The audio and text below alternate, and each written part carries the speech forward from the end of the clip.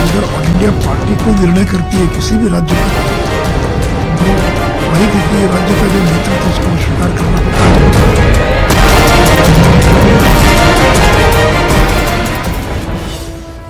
देखिए, इस वक्त की बहुत बड़ी खबर दिल्ली से सामने आ रही है, जहां दिल्ली में बीजेपी की बड़ी बैठक, बीजेपी प्रभारी के साथ साथ सम्राट चौधरी की बैठक की बात सामने आ रही है। बीजेपी प्रभारी विनोद तावड़े के साथ बैठक है।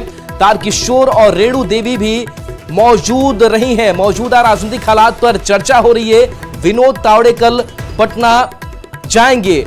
इस बीच बड़ी खबर, लगातार जो सियासी हलचल है वो बढ़ी हुई नजर आ रही है और लगातार जो अपडेट्स हैं, गतिविधियां काफी तेज नजर आ रही है, क्योंकि दिल्ली में बीजेपी की बैठक की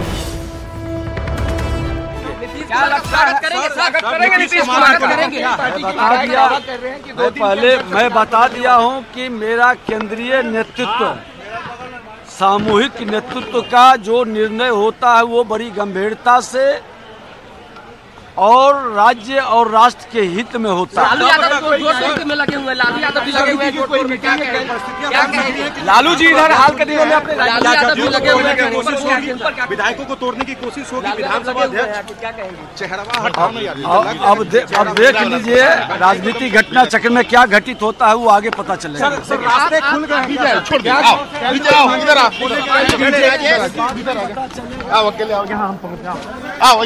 इधर तो विधानसभा में नेता प्रतिपक्ष विजय चौधरी को आप सुन रहे थे कि बीजेपी नेतृत्व का जो फैसला होगा उस फैसले को हम अमल में लाएंगे। और वहीं विनोद तावड़े के साथ सम्राट की बैठक की भी बात इस बीच दिल्ली से सामने आ रही है, जहां पर तारकिशोर और रेणु देवी की भी मौजूदगी। अमितेश हमारे साथ जुड़ गए हैं। अमितेश, रेणु देवी, तारकिशोर प्रसाद जो डिप्टी सीएम इसके पहले रहे जब बीजेपी और नीतीश कुमार साथ में थे, और इन दोनों को लेकर के बैठक, क्या अपडेट आपके पास?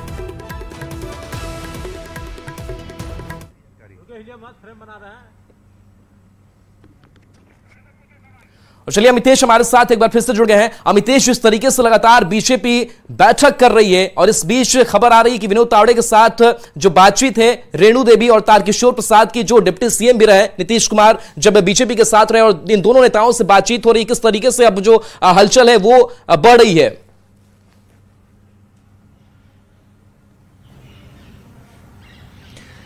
जी हाँ, बिल्कुल। जितने भी प्रदेश के नेता आए हुए थे उसमें से बहुत सारे नेता आज सुबह निकल भी गए हैं और बहुत नेता यहाँ पर थे। सम्राट चौधरी बिहार बीजेपी अध्यक्ष दिल्ली में थे। विनोद तावड़े जो कि प्रभारी हैं बिहार बीजेपी के, उनकी मुलाकात हुई है सम्राट चौधरी से। और इसके अलावा रेणु देवी और तारकिशोर प्रसाद जो पूर्व डिप्टी सीएम है बिहार के, उनकी भी मुलाकात हुई है। तो सम्राट चौधरी विनोद तावड़े की जो मुलाकात हुई है, जो सूत्र बता रहे हैं उसके मुताबिक उस मुलाकात में, उस बैठक में कल जो कार्य समिति की बैठक बुलाई गई है उसके एजेंडे को लेकर भी चर्चा हुई। उसमें किस तरह की तमाम चीजें रहेंगी, तमाम पॉइंटर्स क्या क्या रहेंगे, उन तमाम बिंदुओं पर चर्चा हुई है। अध्यक्ष और प्रभारी के बीच जो मुलाकात हुई है उसमें। इसके अलावा जो मौजूदा राजनीतिक घटनाक्रम है, कल रात में अमित शाह के आवास पर जो बैठक हुई थी बिहार बीजेपी के नेताओं के, उसके फॉलोअप में एक तरह से मीटिंग ये लोग आपस में किए हैं और इन नेताओं की बैठक खत्म हो गई है। और जो सूत्र बता रहे हैं उसके मुताबिक तारकिशोर प्रसाद भी दिल्ली से पटना के लिए रवाना हो गए हैं। विजय सिन्हा जो कि बिहार विधानसभा में नेता प्रतिपक्ष हैं, वो भी आज दोपहर यहां से रवाना हो चुके हैं पटना के लिए। सुशील मोदी भी इस समय फ्लाइट में है, वो भी लैंड करने वाले हैं पटना में। तो तमाम नेता आज शाम तक पहुंच जाएंगे, चाहे बिहार बीजेपी के अध्यक्ष। इस बीच बड़ी खबर, जहां नीतीश क्या करेंगे कोई नहीं जानता। उपेंद्र कुशवाहा का इस बीच बड़ा बयान सामने आया है। जो एनडीए घटक दल के सहयोगी है, नीतीश की कोई विश्वसनीयता नहीं रही। कहीं ना कहीं कह सकते हैं कि नीतीश को लेकर के एक कड़ी जो प्रतिक्रिया है वो सामने आई कि नीतीश का कोई भी जनाधार नहीं है, बीजेपी को आखिरी फैसला लेना है। उपेंद्र कुशवाहा ने इस बात को कहा है। बीजेपी की कृपा पर सीएम नीतीश बनेंगे, तो इस बात को भी वो मान रहे हैं उपेंद्र कुशवाहा की बीजेपी की कृपा पर ही सीएम नीतीश कुमार बनेंगे। और वो बयान क्या है वो आपको सुनाते हैं। चर्चा लगातार है कि फिर एनडीए गठबंधन में आएंगे। यह बात तो सही है कि जहां हैं वहां नीतीश जी काफी परेशान हैं, दमघुटन की स्थिति में, इसलिए वहां से निकलना चाहते हैं। लेकिन भारतीय जनता पार्टी में आएंगे, अगर गठबंधन के साथ आएंगे तो फिर लोकसभा चुनाव के बाद रहेंगे साथ में कि नहीं रहेंगे, यह भी एक बड़ा सवाल है। तो इन तमाम सवालों के मद्देनजर अब चीजों का आकलन करना पड़ेगा, देखना पड़ेगा। यही तो बड़ा सवाल है कि क्या कहेंगे, क्योंकि जो तर्क हो सकता था तमाम तर्क पहले वो दे चुके हैं। अब इस बार वहां से हटेंगे तो क्या तर्क देंगे? मुझको लगता है कि कुतर्क भले कुछ दे देंगे, तर्क तो कुछ हो ही नहीं सकता है। ये इनकी अंतिम पॉलिटिकल उलटफेर की पारी है, आप मानते हैं? देखिए, अब तो उलटफेर करें ना करें, अब आगे उनके लिए, उनकी पार्टी के लिए सरवाइव करना ही मुश्किल सा है। ये जो उपेंद्र कुशवाहा का बयान सामने आया वो बता रहा है कि बहुत दिल खुला हुआ नीतीश कुमार के लिए नजर नहीं आ रहा है, लेकिन वो कह रहे हैं कि बीजेपी की कृपा से वो मुख्यमंत्री बनेंगे। और अब तक क्या कुछ सियासी घटनाक्रम हुआ है उस पर भी एक नजर डाल लेते हैं। तो सुशील कुमार मोदी ने बड़ा बयान दिया और आज कुछ बहुत बड़ा होने वाला है, सवाल अभी भी तैर रहा है। सुशील मोदी ने बड़ा बयान इस बीच दिया कि नीतीश के लिए बंद दरवाजे खुल सकते हैं। यह बयान सुशील कुमार मोदी का सामने आता है। साथ ही मांझी को लेकर भी एक ऑफर की बात सामने आती है, जिस ऑफर को मांझी अफवाह बताते हैं। और जीतन राम मांझी का इस बीच बड़ा बयान सामने आता है, खास करके उनके बेटे संतोष सुमन को लेकर के कि आरजेडी के साथ नहीं जाना है, क्योंकि बात सामने आ रही थी कि आरजेडी ऑफर दे रही है कि संतोष सुमन को डिप्टी सीएम बनाएगी। सुशील मोदी ने बड़ा बयान दिया। तो ये कई जो राजनीतिक घटनाक्रम है वो लगातार पल पल जो है वो बदल रहे हैं, लगातार नेताओं के जो बयान है वो सामने आ रहे हैं। और इस बीच पोस्ट भी सामने आया जीतन राम मांझी का। मांझी ने खेला होने का इशारा किया और कहा कि आज ही हो जाएगा काजी खेला और का। तो नीतीश कुमार को लेकर के लगातार मांझी का ट्वीट भी सामने आ रहा है। वहीं लालू प्रसाद ने तेजस्वी यादव को अचानक बुला दिया। पिता के साथ तेजस्वी यादव ने बातचीत की और कहा यह भी जा रहा है कि जिस बहुमत के आंकड़े की बात है उस पर भी आरजेडी की नजर है। तो जीतन राम मांझी का एक्स पर पोस्ट भी आता है और मांझी खेला होने का इशारा करते हैं। तो आज कई जो पॉलिटिकल डेवलपमेंट है वो आज बिहार में हुआ है और इसके कई जो संकेत हैं वो मिल रहे हैं और इसको लेकर के जो बिहार के दल है वो एक्टिव काफी नजर आ रहे हैं। तो एक तरफ सबसे पहले सुशील कुमार मोदी ये कहते हैं कि ये दरवाजे जो है वो खुल भी सकते हैं। नीतीश कुमार के लिए जो एंट्री का साइन है वो दिखाया सुशील कुमार मोदी ने।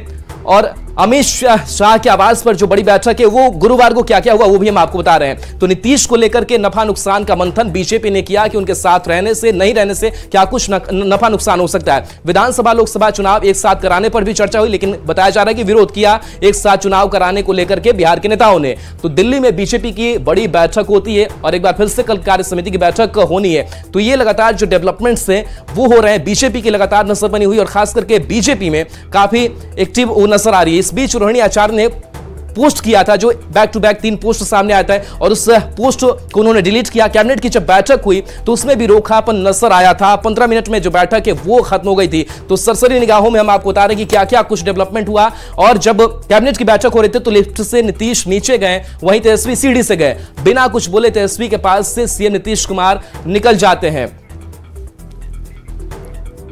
तो देखिए अब आपको सुशील मोदी के नीतीश पर दिए गए 2 अलग अलग बयान आपको सुनाते हैं। पहला वो जिसमें उन्होंने नीतीश के लिए सारे दरवाजे बंद रहने की बात कही थी, पर अब की बात करें तो बिहार के बदलते सियासी हालात के बाद सुशील मोदी कह रहे हैं कि राजनीति में दरवाजे कभी बंद नहीं होते। मतलब नीतीश के लिए क्या दरवाजे खुल गए हैं। दोनों बयान आपको सुनाते हैं।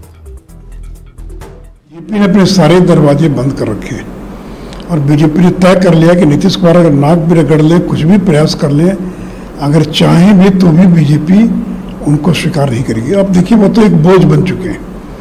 अब तो राष्ट्रीय जनता दल भी उनको बहुत दिनों तक ढो पाएगी ऐसा मुझे संदेह लगता है। अब वोट ट्रांसफर करने की उनकी क्षमता खत्म हो गई। और जहाँ तक देखिए नीतीश कुमार या जदयू का सवाल है तो राजनीति में हमेशा दरवाजा बंद नहीं रहता है। जो दरवाजा बंद रहता आवश्यकता पड़ने पर खुल भी सकता है। अब खुलेगा कि नहीं खुलेगा, क्या होगा ये मैं नहीं कह सकता हूँ। ये हमारा केंद्रीय नेतृत्व तो इन चीजों को तय करता है। लेकिन जैसा मैंने कहा कि अगर दरवाजा बंद होता है तो राजनीति में दरवाजा खुलता भी है। बहुत बड़ा इशारा आप कर रहे हैं, दरवाजा खुल भी सकता है। और कार्य समिति की कल बैठक भी बुला ली गई है। सभी कैडर को, सभी लोगों को विश्वास में लेने की कोशिश चल रही है। बीजेपी आलाकमान की तरफ से कल पटना में प्रदेश कार्य समिति की बैठक बुला ली गई है अचानक। हाँ नहीं, वो तो देखिए रूटीन है। बैठक जो है हर 2-3 महीने पर होती है, वो बैठक हो रही है। लेकिन जैसा मैंने कहा कि राजनीति संभावनाओं का खेल है, कुछ भी हो सकता है। लेकिन अभी मैं इससे ज्यादा कुछ नहीं कर सकता हूँ, तो ये हम लोग को इसके बारे में कोई तो देखिए लगातार जो सियासी करवट है वो बदलती हुई बिहार में नजर आ रही है। अमितेश हमारे साथ जुड़े हुए हैं। अमितेश, जो सुशील कुमार मोदी कभी ये कह रहे थे कि दरवाजे मुख्यमंत्री नीतीश कुमार के लिए बंद, आज वो ये कहते नजर आए कि राजनीति में दरवाजे खुल भी सकते हैं और कई जो सियासी घटनाक्रम है वो अब सामने आ रही है। आपके पास फिलहाल क्या ताजा डेवलपमेंट को लेकर के अपडेट?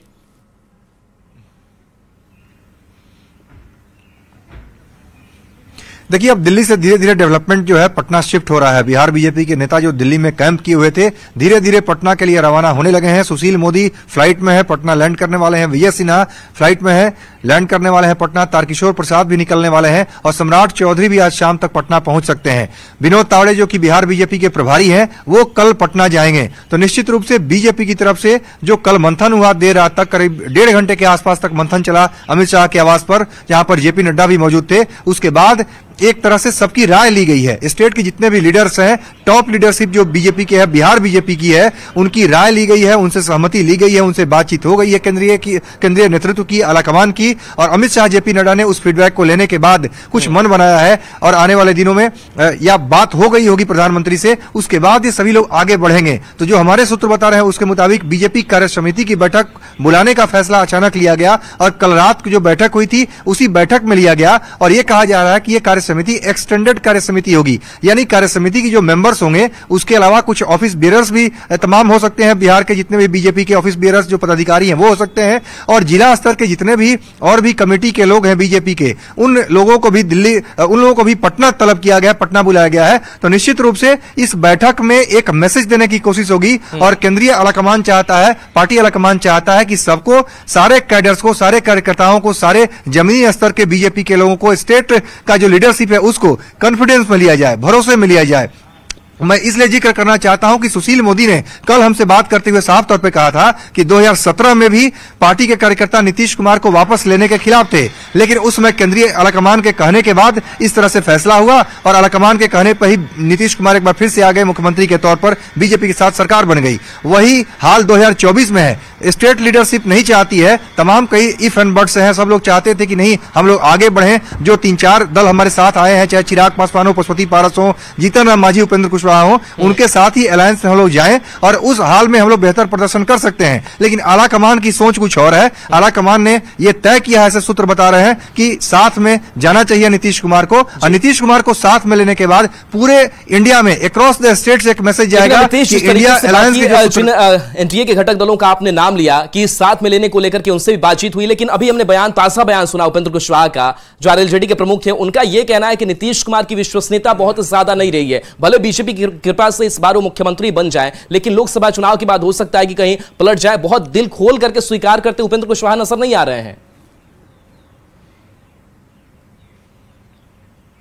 देखिए, उपेंद्र कुशवाहा ही नहीं, चिराग पासवान की अगर बात करें और बाकी जो नेता हैं, चिराग पासवान है, उपेंद्र कुशवाहा हो, ये दोनों लोग नीतीश कुमार के खुल करके विरोध करते रहे। उपेंद्र कुशवाहा ने अलग पार्टी जब बनाई है, राष्ट्रीय लोक जनता दल, तो नीतीश कुमार के ही नीतियों और उनके ही खिलाफ उन्होंने बात करके अलग दल बनाया। जेडीयू के अंदर से फिर बाहर आ गए अलग दल बना करके। दूसरी तरफ चिराग पासवान का लगातार नीतीश कुमार को लेकर के हमला जारी रहा है। 2020 के विधानसभा चुनाव में क्या हुआ सबको पता है। तो चिराग पासवान और उपेंद्र कुशवाहा, इन दो लोगों को ज्यादा दिक्कत है। ये फैक्ट है कि नीतीश कुमार अगर आते हैं तो निश्चित रूप से उनको अपनी भी चिंता है कि हमारे सीट शेयरिंग का क्या होगा। बीजेपी ने उनको जो वादे किए हैं उसमें क्या कुछ कटौती होगी नीतीश कुमार के आने के बाद। तमाम ऐसे इशू हैं जिसको लेकर के चिराग पासवान भी चिंतित हैं, उपेंद्र कुशवाहा भी चिंतित हैं, और उपेंद्र कुशवाहा का बयान उसी ओर इशारा करता है। एक तरह से कह सकते हैं कि बार्गेनिंग की कोशिश भी है और अपनी सहजता नहीं बल्कि असहजता दिखा रहे हैं। उपेंद्र कुशवाहा दिखा रहे हैं कि नीतीश कुमार के आने को लेकर के उनके मन में कंसर्न है। तो एक तरह से पार्टी आलाकमान जो बीजेपी का है, बीजेपी के नेतृत्व हमारे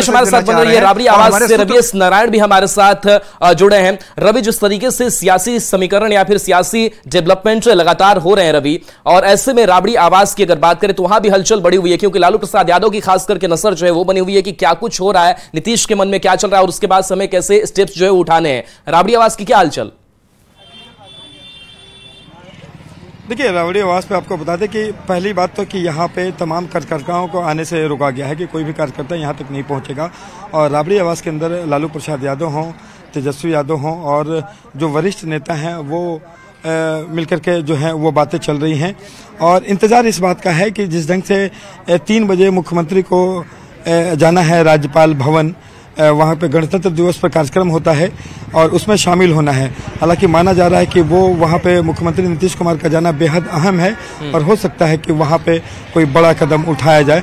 और इसे लेते हुए लालू प्रसाद यादव, तेजस्वी प्रसाद यादव लगातार इस बात को लेकर के इंतजार में है कि आखिर नीतीश कुमार की तरफ से क्या कदम उठाए जाते हैं।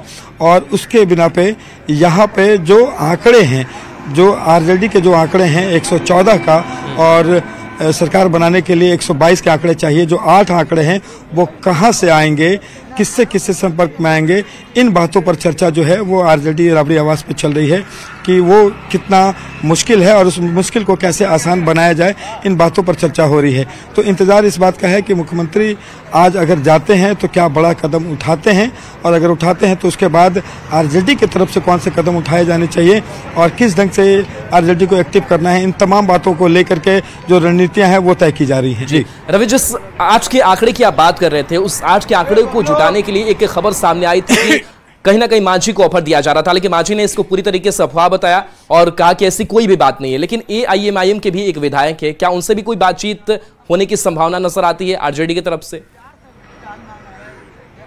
जी बिल्कुल, और यहाँ पे आपको पता है कि वही AIM जो है जिसमें उनके 5 विधायक हुआ करते थे, जिसे 4 को तोड़ करके आरजेडी खुद अपने में शामिल किया था।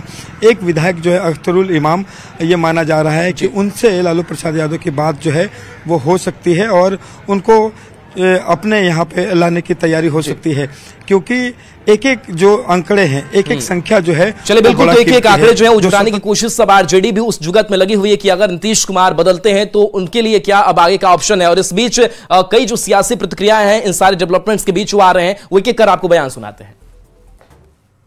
हमारा केंद्रीय नेतृत्व का नजर है और केंद्रीय नेतृत्व मेरा सक्षम है, सामूहिक नेतृत्व है और सामूहिक नेतृत्व बहुत गंभीरता से विचार करके ही कोई निर्णय लेंगे। एक विचारधारा होती है, हमारी विचारधारा शुरू से रही है एनडीए के साथ। आदरणीय नरेंद्र मोदी जी को हम लोग हमेशा जानते रहे हैं, मानते रहे हैं, सम्मान करते रहे हैं और हम जानते हैं कि उनके लीडरशिप में देश सुरक्षित है।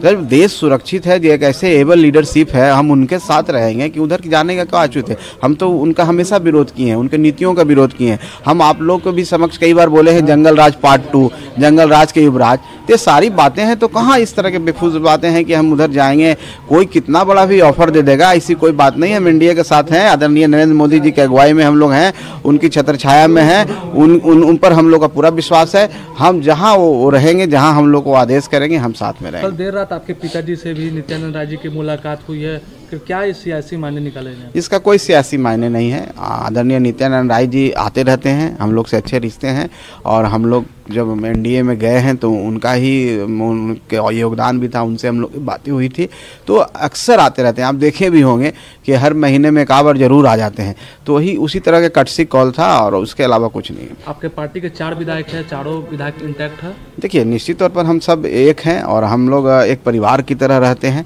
और हम लोग सारे विधायक के अंदर ये बात है कि कोई किसी के इधर उधर नहीं है और हम लोग जहाँ भी रहेंगे एक साथ रहेंगे और हम लोग एनडीए के साथ हैं। क्या नीतीश जी की वापसी आपके यहाँ हो रही है तो क्या क्या कहेंगे आप? और अगर आते हैं तो हम स्वागत करें। हम कह रहे हैं कि एनडीए में अगर आते हैं तो नीतीश जी गलत जगह पर है, अगर यहाँ आते हैं यही सही जगह है, यही देश के लिए और राज्य के लिए सही है, यही नीतीश कुमार जी के लिए सही। नीतीश कुमार जी जिस स्टेमिना के आदमी है, जिस सोच के आदमी है, जिस विचारधारा के आदमी है, यहीं पर शूट करता है, वहाँ नहीं शूट कर रहा था उनको। तो अभी गलत जगह था? एकदम निश्चित तौर पर गलत जगह। अभी तो केंद्रीय नेतृत्व इस पर फैसला करेगा, लेकिन जिस प्रकार से बिहार में शासन चल रहा था और नीतीश कुमार लगातार परेशानी में हैं और उन्होंने स्पष्ट रूप से कुछ दिन पहले जो कर्पूरी ठाकुर जी के 100वें जन्मदिन पर कहा कि हम परिवारवाद को नहीं पसंद करते हैं, तो पसंद नहीं करते हैं, उसी के पोषक बने हुए हैं। दोनों अपने आप में विरोधाभास है। देखिए, बिहार की सियासत में जो ये उथल पुथल दिखाया जा रहा है, इसमें कोई दम नहीं है। हकीकत और सच्चाई ये है कि बिहार में नीतीश तेजस्वी की सरकार में सब ऑल इज वेल है। अच्छा, जब हर कितना बार बोलिए कि ऑल इज वेल, तो वो लोग बोलते हैं ऑल इज वेल बार बार, जिनको कुछ मन में भय रहता है। देखिए, रोहिणी जी पार्टी के न नेता हैं और न पार्टी के कोई महत्वपूर्ण पद पर हैं और न कोई प्रवक्ता है, तो हम लोग जो है उनकी बातों को गंभीरता से नहीं लेते हैं। मैंने पहले ही कहा कि आप लोग इसके लिए कि आप लोग कयास नहीं, अलग कयास नहीं लगाए। बिल्कुल, सरकार उस समय धीरे धीरे उसी समय से कुछ इस तरह की दूरी कुछ बढ़ती जा रही थी और उचित समय पर निर्णय लेना था। हमको लगता है बहुत एडवांस स्टेज आ गया है। अब तो भाजपा ने भी तय कर लिया है, भाजपा की भी कल मीटिंग थी और यहाँ अपना नीतीश जी भी है ही रेडी। तो देखिए, बिहार की इस सियासी हलचल पर जो प्रतिक्रियाएं सामने आ रही थी वो प्रतिक्रियाएं आपको हम सुना रहे थे। और इस बीच खबर यह है कि राजभवन भी मुख्यमंत्री नीतीश कुमार जाएंगे। हालांकि यह कार्यक्रम गणतंत्र दिवस का ही लेकर बताया जा रहा है, लेकिन उस पर भी हमारी नजर बनी रहेगी। ब्रेक का वक्त हो चला है, जल्द वापस आते हैं।